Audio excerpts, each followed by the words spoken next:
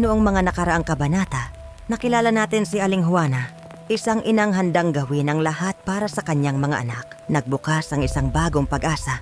Trabaho, sahod, pag-aaral para sa anak niyang si Wilfredo, sariling lupa at manggagamot para sa may sakit na si Eliano. Ngunit sa likod ng kanyang matatamis na pangako, may lihim bang dahilan ng kanyang pagtulong.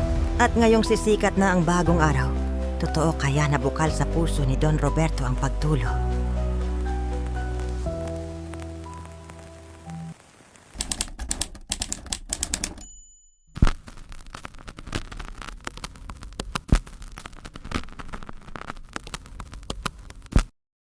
Tatlong araw na lamang bago dumating ang barkong magdadala kay Aling Juana at sa kanyang panganay na si Wilfredo palayo sa baryong kinalakan nila. Tatlong araw na lamang para ihanda ang sarili sa pag-alis. Tatlong araw na lamang para magpaalam sa mga anak na may iwan. Ngunit sa bawat lumilipas na oras, mas bumibigat ang dibdib ni Juana.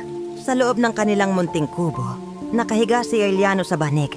Mainit ang noo, mabigat ang paghinga at halos hindi na umiimik. Sa isang sulok naman ay nakaupo si Benigno. Tahimik, hindi niya lubos maunawaan kung bakit tila laging umiiyak ang kanyang ina kapag hindi nakatingin ng iba. At sa duyan na yari sa lumang tela, mahina namang umiiyak ang bunsong si Tomasito. 6 na buwan pa lamang, payat at madalas magutom, habang si Wilfredo abala sa pagtupi ng ilang damit na maaari nilang dalhin. Iilan lang ang meron sila. 2 kupas na kamisa, isang lumang tela, at kaunting pag-asa. Mahinang naupo si Juana sa tabi ni Eliano. Pinagmasdan niya ang anak. Dahan-dahan niyang hinaplos ang buhok nito. Pagkatapos ay tumayo upang kargahin si Tomasito at patahanin sa kanyang dibdib. At kung tama ang ginagawa ko, bulong niya sa sarili. Ngunit hindi sumagot ang katahimikan. Sa labas ng kubo, naroon si Wilfredo, nakatingin sa malayo. Sa isip niya, ito na marahil ang pagkakataong hinihintay nila. Pagkain, sahod, paaralan, sariling lupa. Mga salitang hindi niya madalas marinig sa buhay nilang ubos sa hirap. Ngunit sa kabila ng kanyang pag-asa, naroroon din ang takot. Dahil sa unang pagkakataon, alis siya dala ang pakiramdam na may maiwan silang hindi kayang palitan ng pangako. Kinabukasan, nagpa siya si Aling Juana na kausapin ang kanyang kapatid. Sa kabilang dulo ng baryo ay nakatira ang kapatid niyang si Aling Sela. Isa ring inang salat sa buhay. Masikip ang bahay, marami ring anak, at kapos din sa pagkain. Ngunit siya lamang ang taong pinagkakatiwalaan ni Juana. Pagdating ni Juana sa bahay ng kapatid, agad siyang sinalubong ng pag-aalala sa mukha ni Sela. "Ate, totoo ba nga alis ka?" Tanong nito. Hindi agad nakasagot si Juana. Tumingin muna siya kay Eliano na kanyang karga. Pagkatapos ay kay Benigno na nakahawak sa laylayan ng kanyang saya. At sa kabilang balikat, nakapatong si Tomasito na mahimbing na natutulog. "Oh," mahina niyang sagot. "Wala na akong ibang paraan." Natahimik si Sela. Alam niyang totoo yun. Sa baryong yun, ang kahirapan ay hindi na bago. Ngunit ang iwan ng sariling mga anak, yun ang sakit na hindi kayang lunukin. Basta-basta, lumapit si Juana. Hinawakan ang kamay ng kapatid. "Sela, ikaw lang ang malalapitan ko. Pakiusap. Sa'yo ko muna iiwan sina Benigno, Eliano, at si Tomasito." Napayo ko si Sela. "Ate, mahirap din dito. Alam mo naman." "Oh," agad sagot ni Juana. "Alam ko. At iyan ang mas lalong nagpapabigat sa dibdib ko. Pero nangako si Don Roberto. May buwan ng sahod. Makapagpapadala ako ng pera. At ipinangako rin niyang magpapadala siya ng manggagamot para kay Eliano. Tapos si Tomasito, mapapakain na rin ng maayos." Napatingin si Sela sa 3 batang maiiwan. Mahina si Eliano. Tahimik si Benigno. At ang bunso'y natutulog na tila walang kamalay-malay sa unos na darating. "Sigurado ka bang tutuparin niya yon?" tanong ni Sela. Hindi agad sumagot si Juana.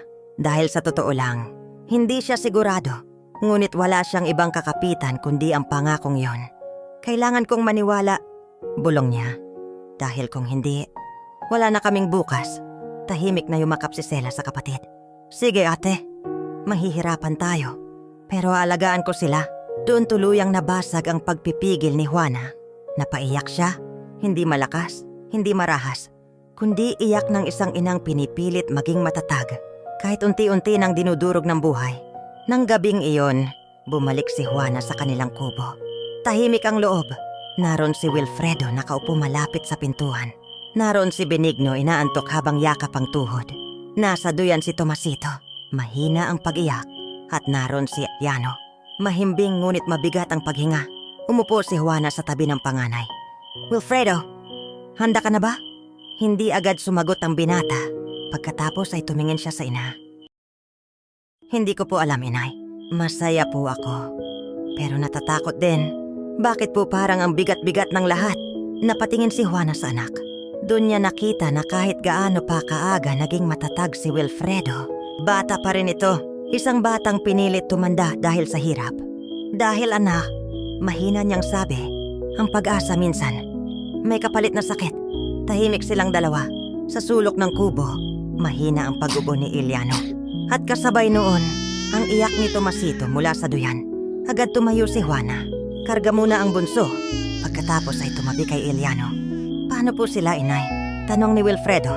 Napapikit si Juana. Sinabi ni Don Roberto na darating ang manggagamot. Pinangako niyang may gamot. Pinangako niyang hindi mapapabayaan ang mga kapatid mo. Tumingin si Wilfredo sa ina. Hindi niya sinabi, ngunit sa dibdib niya ay may kung anong malamig na takot na unti-unting namumuo. Kinabukasan, lumipas ang ikalawang araw. Mas naging tahimik ang bahay. Mas naging mabigat ang bawat galaw. Pinagmasdan ni Benigno ang ina habang naghahanda ng mga damit. Inay, sasama po ba ako? Huminto si Juana, lumingon, at ngumiti ng pilit. Hindi, anak. Dito ka muna. Halagaan ka ni Tia Sela. Sandali lang ito. Babalik ako. Ngunit kahit siya, hindi sigurado kung kailan. Lumapit si Benigno. Kasama po ba si Kuya Wilfredo? Napatango ang bata. Parang ngayon lang niya unti-unting nauunawaan na may magbabago. At ang pagbabagong iyon ay hindi niya gusto. Sa huling gabi bago ang paglayag, umulan, mahina sa una, hanggang sa lumakas. Parang pati langit ay nakikiramay sa loob ng munting kubo. Nakahiga si Eliano, mas tahimik kaysa dati. Si Juana ay nakaupo sa tabi niya, habang pinapadede sa tila ang bote si Tomasito. At si Wilfredo na may nakaupo sa tapat ng pintuan, nakatingin sa dilim ng gabi. At kung mali po ito, inay? Mahinang tanong niya. Nilingon siya ni Juana. At kung tama ito, sagot naman niya. Dun sila parehong natahimik. Dahil sa gabing iyon, wala ni isa sa kanila ang may kasagutan. Tanging ang ulan, ang lampara, ang mahinang paghinga ni Eliano, at ang mahinang iyak ng bunsong maiiwan. Bago sumikat ang araw, yumuko si Juana at hinalikan si Eliano sa noo. Pagkatapos ay niyakap si Benigno ng mahigpit at hinalikan si Tomasito habang mahimbing pa sa duyan. Sa unang pagkakataon, naramdaman niyang ang pag-alis minsan ay mas masakit pa kaysa mismong gutom. Dahil ang gutom, kayang tiisin ng tiyan. Ngunit ang paglayo sa sariling mga anak ay gutom na dumudurog sa puso. Nang gabing iyon, habang ang baryo ay unti-unti ang pagdilim, at ang mga mahihirap na pamilya ay natutulog ng gutom, maliwanag ang malaking bahay ni Don Roberto. Sa malawak na balkonahe, nakaupo ang Don sa mamahaling silya. May hawak na baso ng alak. Tahimik na pinagmamasdan ng baryo sa malayo. Sa tabi niya, nakatayo si Benito. Papisan, malaki ang tiyan. Ngunit nakangising parang asong busog. May hawak siyang tala ng mga pangalan. Don Roberto. 11 na po ang siguradong sasama bukas. 3 pamilya, 4 na binata, at si Juana, ang babaeng iniwan ng asawang lasenggo, kasama ang anak niyang si Wilfredo. Tahimik na humigop ng alak ang Don. At ang iba? Tanong niya. May ilan pa pong nagdadalawang isip. May usap-usapan daw po na kulang kayo magpasweldo, na marami na raw kayong pinangakuan ng lupa, pero wala namang natanggap. Saglit na natahimik ang paligid. Pagkatapos, napangisi si Don Roberto. Kunting buladas lang yan. Hayaan mo sila. Magugutom din ang mga iyan. At kapag wala nang makain, gagapang pabalik sa akin. Napatawa si Benito. Napakalayo po talaga ng isip ninyo, Don Roberto. Kung ibang may hasyenda yan, lugi na. Pero kayo, pati gutom ng tao napapakinabangan. Bahagyang ngumiti ang Don. Kaya ka na nanatili sa tabi ko, Benito. Mabilis na yumuko si Benito. Sa ilalim po ng anino ninyo, hindi ako mawawalan. Muling tumingin ang Don sa baryo. At ang mga ayaw pa sumama, ngumisi si Benito. Kapag nakita nilang umalis si Juana bukas, susunod na rin ang iba. Tumango si Don Roberto. Mabuti, ang tao may dangal habang busog. Kapag gutom na, sumusunod na. Napangisi si Benito. At ano po ang ipapangako natin bukas? Malamig ang sagot ng Don. Pareho pa rin. Lupa, eskwela, sahod. At para sa mga desperado, gamot. Saglit na patingin si Benito. At ang batang may sakit ni Juana, hindi man lang lumingon si Don Roberto. Mas madaling sumunod. Ang isang inang desperada, napatawa si Benito ng mahina. Sadyang kahanga-hanga po kayo, Don Roberto. Tumayo ang Don, tinapos ang alak. At bukas, sila na mismo ang lalapit. Sa malayo, nakikita ang tahimik na baryo. Walang kamalay-malay. Nasa pagsikat ng araw, marami sa kanila ang kusang sasakay patungo sa sariling kapahamakan. Ngunit sa pagsikat ng araw, ano ang pipiliin ni Aling Juana? Mananatili ba siya kasama ang mga anak sa gitna ng gutom? O sasama siya sa pangakong ginhawa na maaaring puno ng kasinungalingan? Totoo nga kaya ang lupa? Totoo nga kaya ang pangako?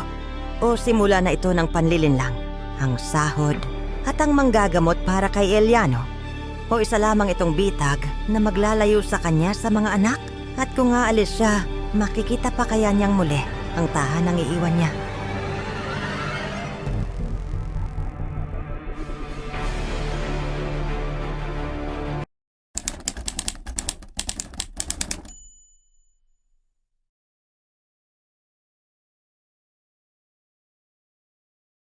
¡Más rápido con la carga! ¡Ojo con las cuerdas, muchachos!